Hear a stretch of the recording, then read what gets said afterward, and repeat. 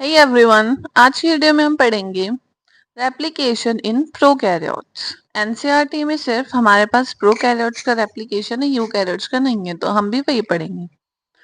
जो रेप्लिकेशन है प्रोकैरियोट्स में वो इकोलाई में स्टडी किया गया, यानी इरिस्टिरेकिया कोलाई इसमें स्टडी किया गया। तो हम उसका ही एग्जाम्पल लेके पढ़ेंगे कि कैसे रेप्लिकेशन होता है। तो रेप्लिकेशन होने के लिए हमें काफी सारे एंजाइम्स और रॉ मटेरियल चाहिए, तो हम पहले वो देखते हैं कि क्या क्या चाहिए, उसके बाद हम इसके पूरे मैकेनिज्म देखेंगे। तो सबसे पहला एंजाइम है डीएनए डिपेंडेंट डीएनए पॉलीमरेज। सबसे इंपॉर्टेंट एंजाइम है, इसका काम है न्यूक्लियोटाइड ऐड करना, नए नए न्यूक्लियोटाइड को डीएनए टेम्पलेट तक लाना। अब इसमें डीएनए पॉलीमरेज तीन टाइप का होता है, डीएनए पॉलीमरेज 1, डीएनए पॉलीमरेज 2 और डीएनए पॉलीमरेज 3। डीएनए पॉलीमरेज 3 की पॉलीमराइजेशन की रेट होती है 2000 बेस पेयर पर सेकेंड, यानी एक सेकंड में लगभग 2000 बेस पेयर ला सकता है। इस स्पीड से काम करता है, तभी रेप्लिकेशन जो है वो इकोलाई में 18 मिनट यानी लगभग 20 मिनट में कंप्लीट हो जाता है। और ये स्पीड में तो काम करता ही है, साथ में बहुत ही एक्यूरेसी से काम करता है, बहुत ही कम मिस्टेक के चांसेस होते हैं, क्योंकि अगर इसमें मिस्टेक हो गई तो उसकी वजह से म्यूटेशन हो जाएगा, और म्यूटेशन हार्मफुल भी हो सकता है, जो कि आगे जाके गलत प्रोटीन बनाएगा। तो ये बहुत ही स्पीड में और बहुत ही एक्यूरेसी के साथ काम करता है। दूसरा एंजाइम है डीएनए लाइगेज। डीएनए लाइगेज को हम मॉलिक्यूलर ग्लू भी कहते हैं, क्योंकि इसका काम होता है डीएनए के दो फ्रेगमेंट्स को आपस में चिपकाना, और साथ ही ये डीएनए की रिपेयरिंग में भी हेल्प करता है। जब डीएनए का रेप्लिकेशन कंप्लीट हो जाता है तो कुछ डीएनए हो सकता है कि गलत तरीके से जुड़ गए हों, जो न्यूक्लियोटाइड आनी चाहिए थी वो ऐड ना हुई हो, तो वो रिपेयर का काम चलता है, तो उस टाइम पे ये लाइगेज काम में आता है। इसके अलावा ओकाजाकी फ्रेगमेंट्स को भी ये कनेक्ट करने में काम आता है। नेक्स्ट एंजाइम है टोपो आइसोमरेज, इसको गायरेज भी कहते हैं। ये क्या करता है, डीएनए स्ट्रैंड को नॉर्मल बनाए रखता है ताकि वो सुपर कॉइल ना हो, यानी डीएनए स्ट्रैंड को सुपर कॉइल होने से बचाता है। हेलिकेज एंजाइम, इसको हम बोलते हैं मॉलिक्यूलर सीजर, क्योंकि ये कट करता है, ये डीएनए के दोनों स्ट्रैंड को कट करेगा, उनके बीच में जो हाइड्रोजन बॉन्ड है उनको ये कट करेगा। तो ये तो सारे एंजाइम्स थे और सारे ही बहुत इंपॉर्टेंट है। फिर है रॉ मटेरियल्स, एक तो इसमें हमें चाहिए डीएनए मॉलिक्यूल जो एज अ टेम्पलेट काम करेगा, एक चाहिए हमें न्यूक्लियोटाइड, लेकिन यहाँ पे जो न्यूक्लियोटाइड है वो हमेशा हमें चाहिए ट्राइफॉस्फेट के फॉर्म में, यानी डीऑक्सी राइबो न्यूक्लियोसाइड ट्राइफॉस्फेट चाहिए। जैसे एटीपी होती है एनर्जी की में, ऐसे ही सेम बाकी न्यूक्लियोटाइड भी हमें चाहिए। क्यों? ये न्यूक्लियोटाइड दो तरीके से काम करते हैं, एक तो ये काम करते हैं सबस्ट्रेट की तरह, सबस्ट्रेट है, ये जाएंगे, एक एक न्यूक्लियोटाइड ऐड होगा तो पूरी चेन बन जाएगी। दूसरा, इनके पास दो एक्स्ट्रा फॉस्फेट हैं, तो जब ये जाते हैं तो दो फॉस्फेट हट जाते हैं, और उसके हटने से एनर्जी प्रोड्यूस होती है, तो ये एनर्जी भी प्रोवाइड करते हैं और सबस्ट्रेट भी प्रोवाइड करते हैं। फिर होती है एक नॉन हिस्टोन प्रोटीन और एक होती है एसएसबी प्रोटीन। एसएसबी मतलब सिंगल स्ट्रैंडेड बाइंडिंग प्रोटीन, ये डीएनए के दोनों स्ट्रैंड को सिंगल बनाने में हेल्प करती है। अब देखते हैं इसके मैकेनिज्म की रेप्लिकेशन चलता कैसे है। तो रेप्लिकेशन में पहला स्टेप है एक्टिवेशन ऑफ न्यूक्लियोटाइड, यानी न्यूक्लियोटाइड पहले एक्टिव होंगे। अब न्यूक्लियोटाइड है जैसे कि एएमपी एडेनोसिन मोनोफॉस्फेट, ये न्यूक्लियोटाइड एक डीएमपी, क्योंकि हम डीएनए में बोल रहे हैं तो डीऑक्सी एडेनोसिन मोनोफॉस्फेट। अब एक्टिवेशन होने के लिए एस3बीओ4 से इसकी रिएक्शन होगी और इसमें एंजाइम काम में आएगा फॉस्फो पायरोफॉस्फोराइलेज। इसकी वजह से इस पे दो और एटीपी ऐड हो जाएगी और ये बन जाएगा डी एटीपी, यानी डी ऑक्सी एडेनोसिन ट्राइफॉस्फेट। ऐसे करके सी जी टी ये तीनों भी आ जाएंगे। जैसे ये है डी ऑक्सी साइटोसिन मोनोफॉस्फेट, ये बन गया डीसीटीपी।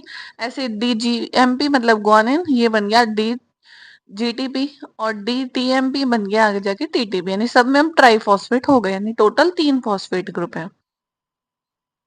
तो ये सबस्ट्रेट की तरह काम भी करेंगे और एनर्जी भी देंगे। ये हो गया पहली मैकेनिज्म। अब सेकंड स्टेप क्या है, दोनों अब हमें पता है कि जो यूकैरियोट का डीएनए होता है वो सर्कुलर होता है, तो अब इस डीएनए के दोनों स्ट्रैंड का खुलना जरूरी है। अब ये रेप्लिकेशन ऐसा नहीं है कहीं से भी रैंडमली स्टार्ट हो जाए, रेप्लिकेशन एक पर्टिकुलर पॉइंट से स्टार्ट होता है और वो पॉइंट होता है ओराई साइट, यानी ओरिजिन ऑफ रेप्लिकेशन साइट, यहाँ से स्टार्ट होगा रेप्लिकेशन। अब सबसे पहले हेलिकेज एंजाइम आएगा। हेलिकेज का काम है हाइड्रोजन बॉन्ड को कट करना, और हाइड्रोजन बॉन्ड होते हैं नाइट्रोजनस बेस के बीच में, डीएनए के स्ट्रक्चर्स में हम देख सके हैं। तो हेलिकेज आया, हेलिकेज ने कट किया हाइड्रोजन बॉन्ड को। अभी कट होने के बाद ये दोनों अलग हो गए और ये अभी तक यहाँ पे कट नहीं लगा है, तो ये जुड़े हुए हैं। अब ये दोनों अलग हो गए तो ये बार बार वापस से ऐड पास होने की कोशिश करेंगे, वापस से बॉन्ड बनाने की कोशिश करेंगे। तो इन दोनों को सिंगल स्ट्रैंड बनाए रखने के लिए एसएसबी प्रोटीन आती है, सिंगल स्ट्रैंडेड बाइंडिंग प्रोटीन, जो इन दोनों को सिंगल स्ट्रैंड बनाए रखती है। अब ये क्या है, सुपर कॉइल होने के चांसेस है, अब ये सिंगल हो गया तो सुपर कॉइलिंग से बचाने के लिए यहाँ पर आ जाता है गाइरेज या फिर टोपोआइसोमरेज एंजाइम। और ये जो स्ट्रक्चर बनी है इसको हम बोलते हैं रेप्लिकेशन फॉर्क। तो ये थ्योरी में भी लिखा हुआ है कि यहाँ पर रेप्लिकेशन फॉर्क बन जाती है, जहां पर रेप्लिकेशन होता है, हेलिकेज एंजाइम हाइड्रोजन बॉन्ड को कट कर देता है और रेप्लिकेशन साइट बनाता है। एसएसबी प्रोटीन दोनों डीएनए के स्ट्रैंड को सिंगल रखती है और गाइरेज जो होता है वो सुपर कॉइलिंग को से प्रिवेंट करता है डीएनए को।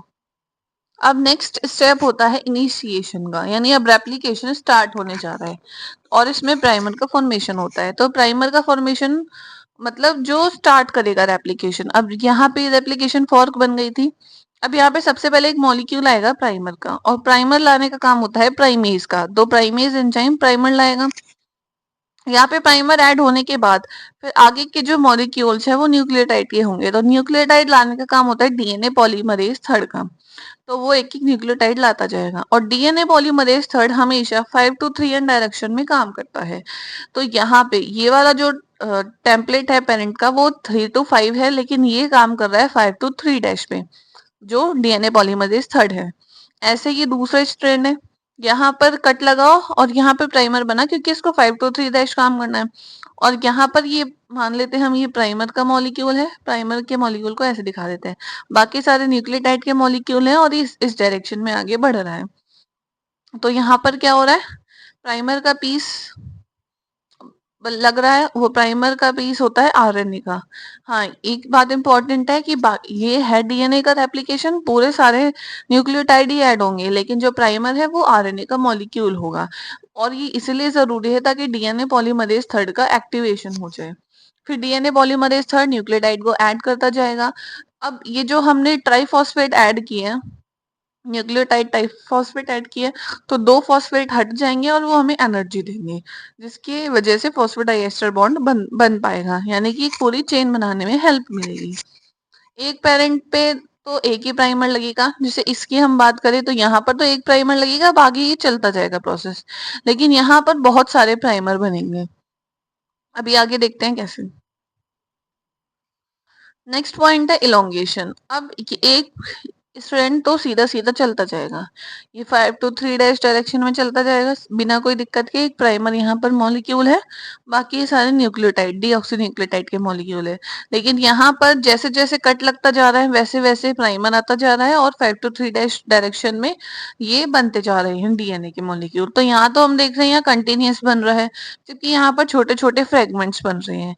इन छोटे छोटे फ्रेगमेंट्स को कहा जाता है ओकाजाकी फ्रेगमेंट। ये दोनों है पेरेंटल डीएनए और ये है न्यूली सिंथेसाइज्ड डीएनए के स्ट्रैंड। तो जहां पर ये कंटिन्यूअसली बनता है उसको तो हम बोलते हैं लीडिंग स्ट्रैंड, और जहां ऐसे छोटे छोटे फ्रेगमेंट्स बनते हैं उसको हम बोलते हैं लैगिंग स्ट्रैंड। हमेशा 5 to 3 डैश डायरेक्शन में ही रेप्लिकेशन होगा। तो जैसे जैसे हेलिकेज अपना काम करता जाएगा वैसे वैसे डीएनए पॉलीमरेज ऐड करता जाएगा, एक स्ट्रैंड को लीडिंग और दूसरे को लैगिंग कहेंगे, और लैगिंग पे बनेंगे ओकाजाकी फ्रेगमेंट। फिर ऐसे करते करते रेप्लिकेशन खत्म हो जाएगा। अब रेप्लिकेशन खत्म होने के बाद प्रूफ रीडिंग की बारी आएगी कि जो रेप्लिकेशन हुआ है वो सही है या नहीं। तो इसमें डीएनए पॉलीमरेज 1 का बहुत इंपॉर्टेंट रोल होता है। ये क्या करता है, जहां भी गलत बेस पेयर अटैच हुए वहां पर सही बेस पेयर लाता है और उसको अटैच कर देता है। इसके साथ में ये सारे जो प्राइमर्स है वो भी हटा देता है। एक ही स्ट्रैंड पे तो एक ही प्राइमर होगा, बट दूसरे स्ट्रैंड पे बहुत सारे प्राइमर होंगे, तो ये प्राइमर्स को हटाएगा और न्यूक्लियोटाइड लगाएगा। अब उसके बाद ये जो न्यूक्लियोटाइड लाया है उनको आपस में चिपकाने का काम है, साथ में जो ओकाजाकी फ्रेगमेंट बने हैं छोटे छोटे उनको भी आपस में ज्वाइन करना है। तो उनको ज्वाइन करने के लिए आएगा डीएनए लाइगेज, वो क्या करेगा इन सबको आपस में जोड़ देगा जिससे कि एक पूरी कंटिन्यूअस चेन बन जाएगी। और एंड में हम देखते हैं कि दो डीएनए बन जाएंगे एक पेरेंट डीएनए से, और दोनों सेमी कंजर्वेटिव होंगे। सेमी कंजर्वेटिव मतलब उसमें एक तो पुराना स्ट्रैंड होगा पेरेंटल और एक नया स्ट्रैंड होगा। अब ये हमने देखा पूरे मैकेनिज्म में कैसे एक पुराना और एक नया है। इससे पहले हमने मेसल्सन स्टाल के एक्सपेरिमेंट से प्रूव भी कर दिया था कि ये सेमी कंजर्वेटिव होता है। तो ये डीएनए रेप्लिकेशन सेमी कंजर्वेटिव होने के साथ साथ सेमी डिसकंटिन्यूअस भी होता है। सेमी डिसकंटिन्यूअस क्यों? क्योंकि एक पर ओकाजाकी फ्रेगमेंट बन रहे हैं तो वो कंटिन्यूअसली नहीं बन रहा है, इसलिए सेमी डिसकंटिन्यूअस। और सेमी मतलब हाफ, क्योंकि एक पे तो पूरा बन रहा है और एक पे आधे आधे बन रहे हैं। बाई डायरेक्शनल होता है, यानी कि एक स्टैंड पे ऐसे चल रहा है दूसरे पे इस तरीके से चल रहा है, लेकिन होगा 5 to 3 डैशिंग। तो इस तरीके से ये बाद में एंड में हट जाएंगे प्राइमर और ये सब अटैच हो जाएंगे। ये है पूरा रेप्लिकेशन इन प्रोकैरियोट्स। इस वीडियो में अगर आपको कहीं भी डाउट हो तो आप कमेंट करके पूछ सकते हैं। For more videos like share subscribe. Thanks for watching.